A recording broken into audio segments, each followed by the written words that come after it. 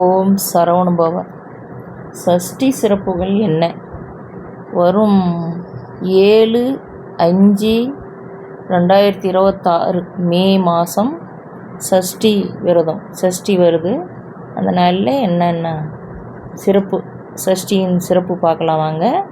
இந்த நாளை தவற விடாதீங்க.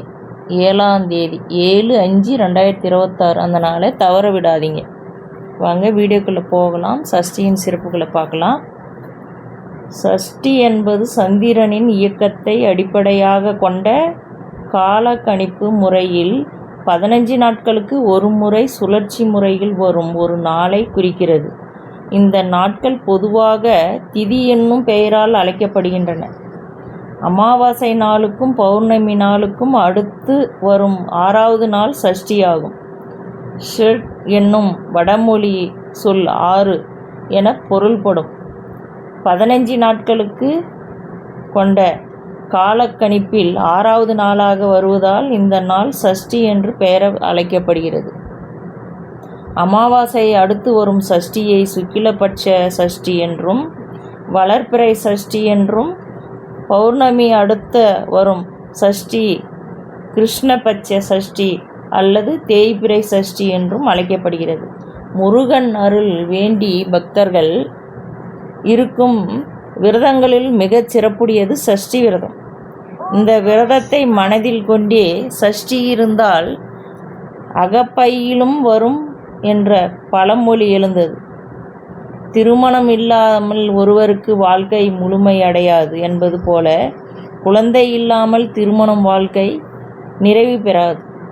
சஷ்டி விரதம் இருந்தால் நல்ல குழந்தை பேர் கிடைக்கும் என்பது பொருள். சஷ்டி விரதம் இருந்தால் நம் உள்ளத்தில் இறைவன் குடி கொள்வான் என்று பொருள் உண்டு. சஷ்டியின் சிறப்பு என்னன்னா, சஷ்டி முருகனுக்குரிய சிறப்பு நாளாகும். ஐப்பசி மாதம் வளர்பிறையில் வரும் சஷ்டி கந்த சஷ்டி ஆகும். இந்த கந்த சஷ்டி விழாவானது முருக கடவுள் சூரனை அளித்த பெருமையை கொண்டாடும் ஒரு விழாவாகும். சஷ்டி திதியில் வேலைக்கு சேருதல், வீடு வாகனம் வாங்குதல், மருத்துவ தொழில் தொடங்குவதல் போன்றவை செய்ய உகந்த நாளாகும். சஷ்டி விரதம் இருந்தால் குழந்தை பேர் கிடைக்கும் என்பது நம்பிக்கை. சஷ்டி விரதம் இருந்தால் நம் உள்ளத்தில் இறைவன் குடிகொள்வார். திருமணம், வாகனம், வீடு ஆகியவற்றை தரக்கூடியவரும் சுக்கிரன் தான். எனவே சஷ்டி திதியில் விரதம் இருந்தால் வேண்டிய அனைத்தையும் பெறலாம்.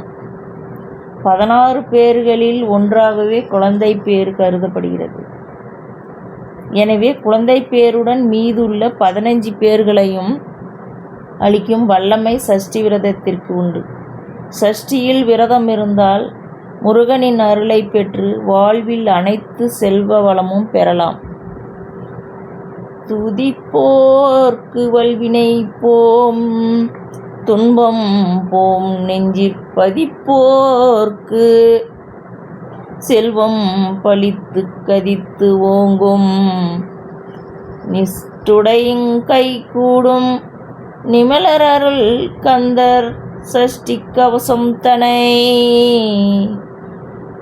துதிப்போர்க்கு வல்வினை போம், துன்பம் போம், நெஞ்சிற்கு பதிப்போர்க்கு செல்வம் பழித்து கதித்து ஓங்கும்,